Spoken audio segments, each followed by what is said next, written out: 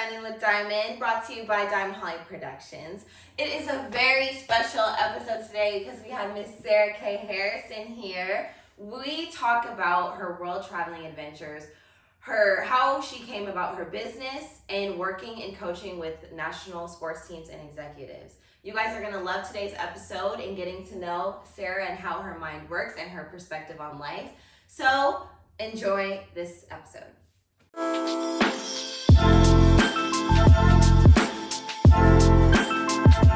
Okay, so how can my audience get connected and reach out? There's really two ways. I have a website that is at my name, sarahkharrison.com, so that's pretty easy. Or actually, a simpler way to get into my website is My Game 2. So My Game, and then the number 2. That's how you make the abundance games your game, 2. Love that. Yeah, I thought that was fun.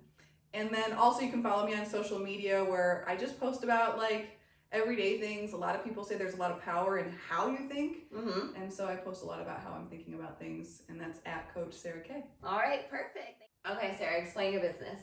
TAG. TAG stands for The Abundance Games, TAG. And it's all about learning how to self-actualize. In other words, spiritually develop yourself, personally develop yourself. Right. In a fun way, together in a team. Okay. And so that's the basis of it. And what you get when you do that, when you develop yourself, you get better health, you get juicier relationships. Right. And you get cleaner and greater prosperity financially. Okay, love it. We'll link it down below.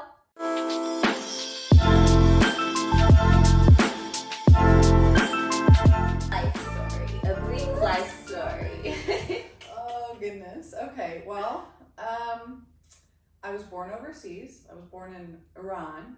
Okay. And that's kind of funny because when people see me, sometimes they think, if they know that part of the world, they think I'm Persian, which is somebody from Iran, but I'm not Persian at all.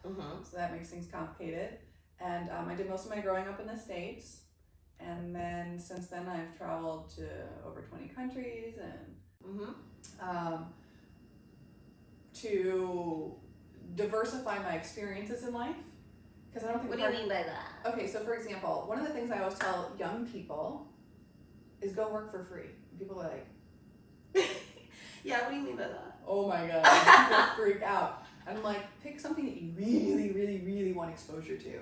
Maybe you want to learn about the financial markets. Right. Maybe you want to learn about crystals and light healing. Yes, yes. I don't know, whatever people think about that, right? Yeah. Maybe you want to learn about professional sports teams. Go volunteer for the nonprofit at a professional sports team. Do you think you are going to meet somebody that works at the professional sports team, even if it's only in the volunteer area? Yes, you are. Right. Okay, so, and like my first 3 clients of my life coaching company were all friends that didn't pay me. And what I did is, because they kept calling me for results. Yeah. For help. Right. So I called all 3 of them and I said, hey, I'm going to send you an email. Will you answer the 3 questions in the email? It's about coaching. And they're like, yes, will you do it today? They said, sure. Just 3 questions? Yeah, 3 questions. Wow, 3 questions. What were the questions? What was your life like before we started talking? What was it like working with me on that area? And what is that area of your life like now that we've worked together? Oh, okay. And then that formed a fantastic testimonial. And then I went and stole pictures off their Facebook page and I formatted it with their pictures at the top of the page, their little written statement below, and then I created a line for their signatures and I emailed it to them. And I said, do you endorse this? And every one of them said, yeah. So I said, can I meet you for lunch tomorrow, Friday, Saturday, depending on their work schedule? Yeah. They all said yes. So I went and met each one of them for coffee or lunch or whatever. I bought them coffee or lunch because I'm basically telling them I'm going to use this to get clients. Right. And I had them sign it. And then I put it in a 3-ring binder because I'm old. Official. Love it. Right. And then when I was talking to a client, I always gave my first session free at the time because I was brand new and I didn't have like the Phoenix Suns behind me. I didn't have these big. Okay, so you had Right, I'd worked with the Phoenix Suns and head engineer of Land Rover Jaguar and all these big names. So you drop those and people are like, wait, what? Up next, I want to talk about crystals with you, Sarah. My friend just came out with a crystal company called Angelic Crystals. I will link her business down below, and that is now our new sponsor. So thank you, Kira, for joining the Stay Shining team. But we were talking about crystals the other day, and I showed you some, and you're like, you just knew about it already. So how? Oh, I was like, more than I know about my crystals. So how did you learn about crystals, and are they a part of your routine, or how do you incorporate them? Like, do you have any of yourself? Or yeah, I mean, I think when you get into spirituality and spiritual awakening, right, like literally Google brings you things on like crystals and auras, and like I said, like I was like, well, what is material things when we were talking about abundance, right? And we're like, in the 3 levels, it's body's material things, and so a lot of people look to the material world for spiritual confirmations. And so that's, I think, one of the reasons that crystals come up and people use them in their spiritual journey, because different levels of your spiritual energy are affected by different crystals. Right. Okay, yes. So, a lot of people really get into them. I think crystals are a great tool. Tool for? Focusing your energy. Yes, that's definitely. Another word for energy is spirit. So do you have any crystals? I do. I have some amethyst like this. I have one of these. I don't even remember what this is called. I forgot. I feel like it's a granite or something. I don't know. I have this. This is a really cool example of it. It's like a wand, something wand. But this, they use these for a certain type of massage that fixes you can look it up. It's very cool. Okay. Anyway, this particular stone, you can put it at your head or in your pillow or next to your bed, and it's supposed to really amp up your dream state. Really? Okay. So I have crazy dreams. Things that have like an orange color like this. Yes, that's called a carnelian. Carnelian, and it's there's another name for stones that are mixed with other stones. So this carnelian also has some quartz in it. I don't have any other quartz here. But like the white part of this might be quartz. Yeah. And then the purple part is amethyst. So carnelian is really good for your lower energy centers down here, which are related to like physical manifestation, bringing things down from spirit into the physical world. Right. And it's very healing for like your physical health, sexual energy. No one's listening after I say the word sexual anyway, so we're just stuck there. So I mean, you can different parts of your energy system.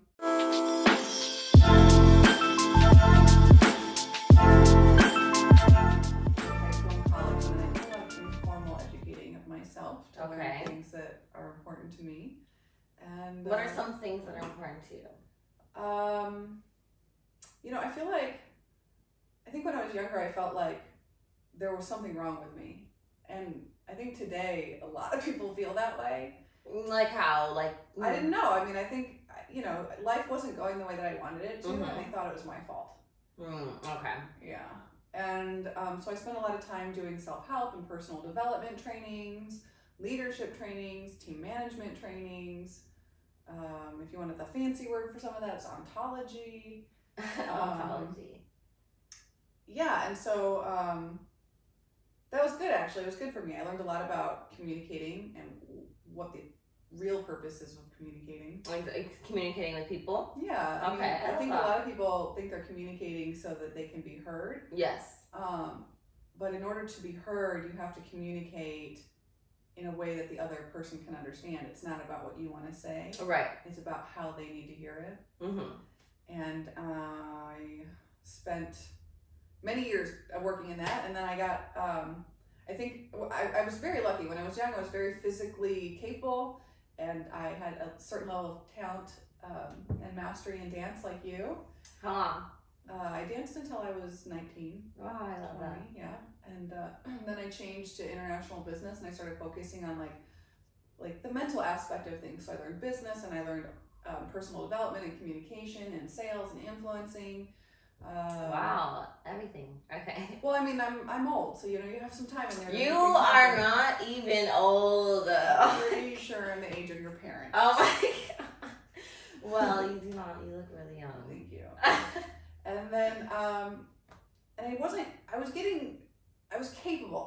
I was capable physically, I was capable mentally, and I wasn't happy.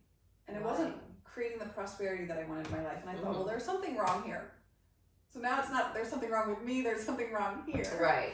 And so then I started getting really fascinated with the spiritual world. So I basically went body, mind, spirit. Okay. It's really the hardest way to do it. You should really go spirit, mind, body. No one does that. So now that's spirit, mind, body. Okay, noted.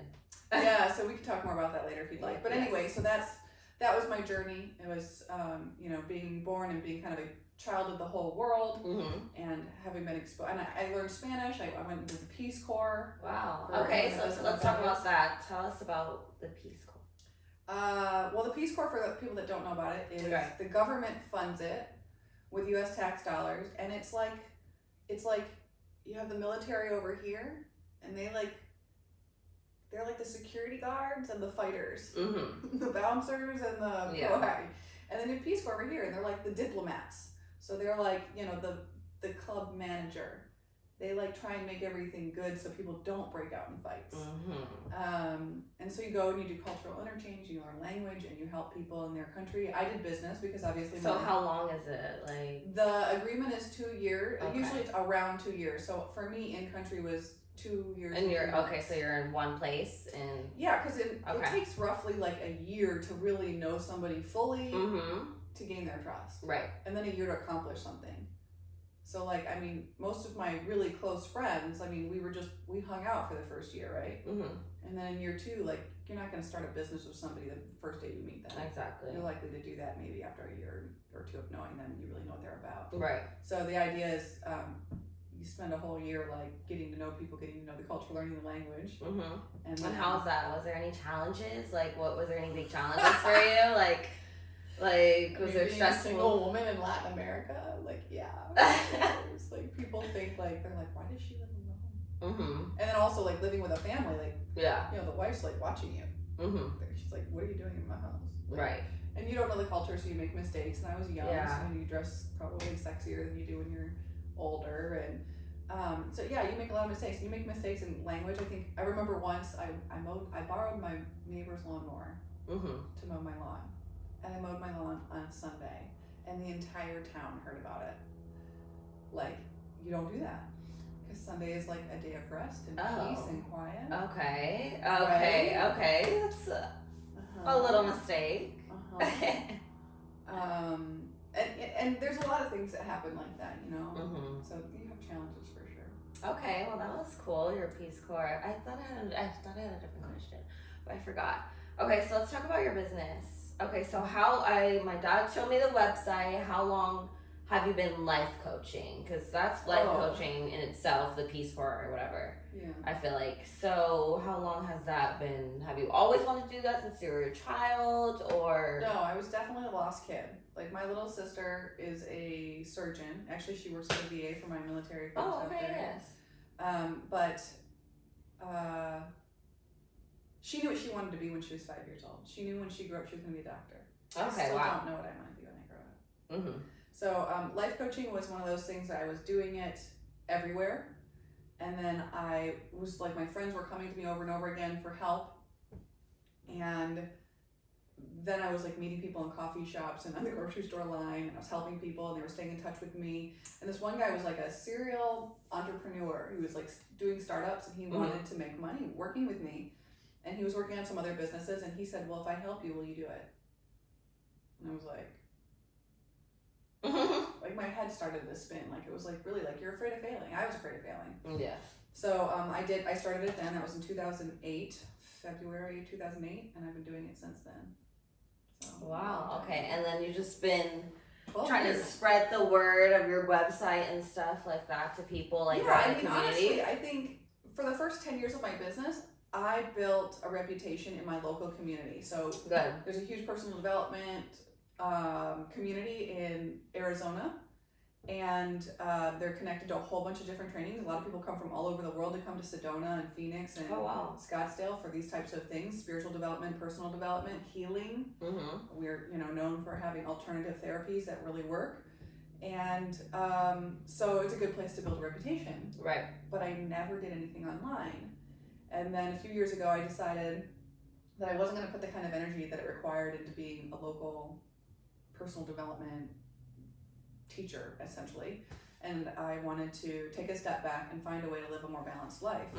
But I couldn't stop myself from like contributing. So I ended up starting the website that you saw. And okay, good. That's like an easier sharing and writing. And I figured, if people want classes, they'll ask for what they want, and then I'll just create stuff there. Exactly. First, explain how you got 22, and then explain at what age you figured it out. This is such good questions.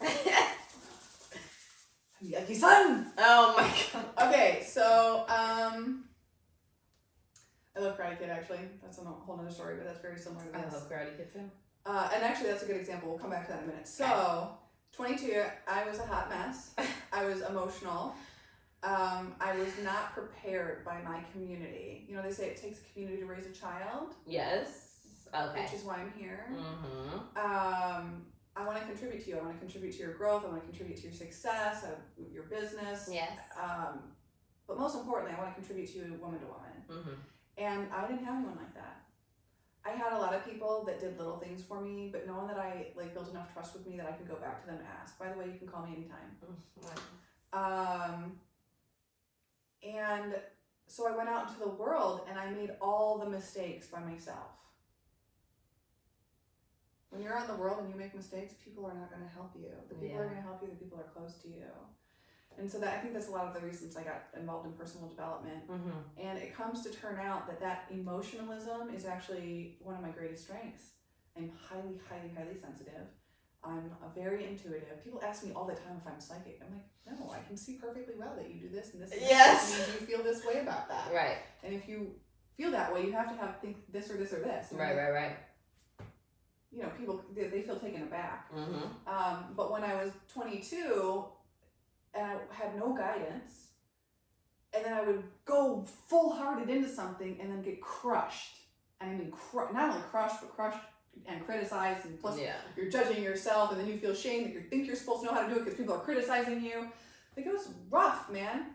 But I was really motivated. At 22, I was still in college. Okay. I got into college on a dance performance scholarship. Wow, okay, a scholar. Yeah, I figured you could relate to that. And then after the first year, I realized I didn't want to be a dance major because I loved dance. It really gave me wholeness in life. Yes. I did not want to turn that into a career where someone else could rip it apart. It was mine. Yeah. So I essentially snuck into the international business program at my school before they realized I was in it. And I completed all the credits that would have made me not qualified. And so by the time they realized I was in the program, I had all the qualifications to prove that I was capable. So they let me continue. Right. And I graduated international business. And I graduated with a whole bunch of honors and cords around my neck and a key, and but I have a very dynamic energy, meaning I actually can do multiple things at one time, and when I suppress doing that, it keeps me from being my best. Remember I told you I'm always looking for additional inputs? Right. When I have an input over here and I'm really making a difference over here, it feeds this other thing for me. Exactly. Not everyone's built like that. That's pretty rare. But I had to learn that was a part of me. So in college, I was taking overtime classes the entire last 3 years. I had a very long-term relationship. Very long-term. Pretty much my entire college career. I was with the same young man. Okay. I was starting an organization on campus for the international business students to have an alumni association. Right. We were successful in starting the organization. We were not successful in turning it over to new hands. So I learned a big lesson about the difference between leadership and legacy, which is a big part of the abundance games. Today that I do now that I'm teaching people how to be legacy instead of just leadership. I love that. And I ended up doing really diverse things, but then when I left that structured environment and I went out into the world shortly after 22, I spent a year in Los Angeles. What? Really? I spent a year in LA. I was finishing my applications. I was cocktailing and waiting tables and partying. Oh wow. And rollerblading. So you live the LA life? Yeah, totally. That's crazy. Love that for you. Again, that's part of traveling the world and doing things on your own and not being afraid. Or being afraid and taking action anyway. Yeah. Okay, so what was your moment that you knew who you were? I will let you know. It doesn't work like that. No? Look, some people in life, they're meant to have that aha moment, but most of us are not. Okay, well, the day you knew who you were, like who you are, like, okay, this is, no? Okay. I know more about who I am today than I did when I was your age. Mm-hmm. And you guys are looking for an end result, an outcome. I know who I am now. Yeah. Yeah. That's a big pitfall that people fall into when they're trying to grow. You're not here to get to an end. Mm-hmm. You're here to constantly be progressing. Okay, noted. I definitely always think about that. I'm like, oh my god, what's the end goal? I never relax and realize life. Okay, I'm gonna give you a distinction. What? The key word here, satisfaction. All these people that talk about never be satisfied, go to the gym, you know. Right. I mean, that's good while you're lifting weights. Yeah. While you're running 3 miles and you think you're gonna throw up. Yeah. Okay, that is not a way to live your entire life. Okay, that is the perfect example. So that was a perfect example because that's definitely how I go about it. Look, never be satisfied that you've created an outcome, but be satisfied with your outcomes. Be satisfied with your progress. Right. Right. Okay. I just started a whole new aspect of my life, and it's part of being available for the abundance games and having balance in my life. Right. And the very first week of this new phase, I mean, I was so overwhelmed the entire first week that, like, by the end of the day, I would just cry. Now, when I was young and outsiders looked at me, they were like, poor Sarah. It wasn't like that. Right. It's just a lot to take in. Mm-hmm. Then I spent the whole weekend relaxing, getting ready for the next week. I told you I do meal prep and things like that. I do my grocery shopping, whatever, clean up my house, my room, pack my bags. And then I went into the second week, like, with ease. Now you tell me that's not progress.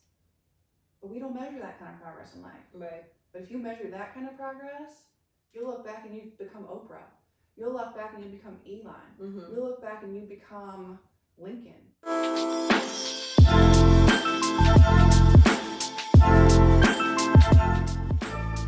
Okay, so since it's October, I'm feeling very woman empowering, and that's why I have Sarah here today, and I'm so happy that you were able to share so much insightful information to me and my audience. Oh, I'm glad you felt that way. So I'm glad to have you as my first guest in October, and just celebrating women. You definitely taught me a lot this episode, and I hope she taught you guys some things. What is something that you want to say? What is something advice you want to give to me, my audience? Ooh. Just like anything, huh? Right. Let's wrap it up here. Give some advice and learn what compassion means. Learn what compassion means. Okay. Yeah, learn how to live with compassion. Like, you know, one of the biggest things that I see today is that we don't know how to forgive. We don't know how to forgive ourselves. We don't know how to forgive our environment. We don't know how to forgive other people. And when you learn how to forgive yourself, it makes it really easy to learn how to apologize. It makes it really easy to, like, move on to learning the next thing. It makes it really easy to learn from your past mistake. And you end up being a softer person. And everybody wants to be hard and bad, like a lion. But in reality, you only want to be like that when you're going after something with with that one focus. Mostly, whenever you trip up, look, even the lion licks his own wounds. Like, that's soft, that's forgiving, that's compassion, right? And then he doesn't go back and jump in that pit with the big sticks, pointy sticks, right? Mm-hmm. Have compassion for yourself, learn to forgive, and learn the power of that in your growth. Because the minute I learned to forgive, my thing that had been like this, my energy had been like this in life, started to go like this. Right. And I didn't even know it was doing that. I was just busy learning how to be forgiving and how to be compassionate. And And the friendships and the relationships that you'll create will be with people that are also willing to do that, and then you'll build together. You might not have anything else in common with those people except that spiritual essence of forgiveness and compassion and like work for your deal. Like that combination of being able to work your butt off and be gentle with yourself when you mess up and be gentle with other people when they mess up and help each other forward. That's life-changing. Don't ever try and play for abundance alone. It doesn't work like that. It's a team sport, and people think it's an alone sport because we see all these people and they're like, arr. They gave up everything for that. Yeah. They didn't have a whole life. If you want to have success and a whole life, forgiveness and compassion along with really big drive.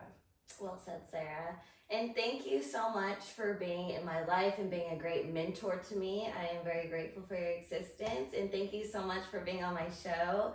I love you, and thank you for watching Stay Shinin episode. All Sarah's information will be down in the description. You can check out her website.